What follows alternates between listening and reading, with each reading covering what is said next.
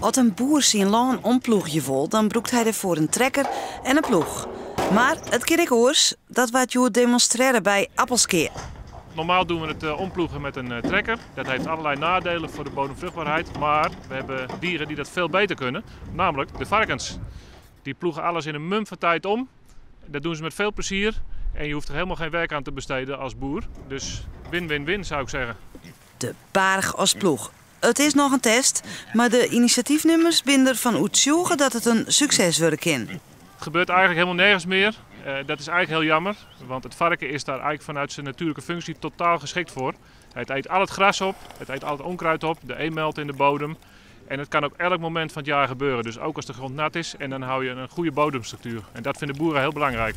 De Bargen krijgen 4 weken de tijd om het stuk groen van goed een hectare om te ploegen. Nou, het komt eigenlijk zo, biologische boeren mogen geen bestrijdingsmiddelen gebruiken, dus geen gif om grasland dood te spuiten. Dus die hebben daar probleem mee. Hoe krijg ik dat gras hier weg als ik opnieuw wil inzaaien? Nou, het varken kan dat uiteraard hartstikke goed en daar komt geen gif bij vrij. En uiteindelijk heb je dan ook nog een mooi stukje vlees. Boeren die de Bargen op Hardenlaan inzetten willen, moeten er wel financieel om bijdragen. Ik hoop dat veel meer boeren zich gaan melden om op deze manier met het land om te gaan, zodat ze beter grond krijgen.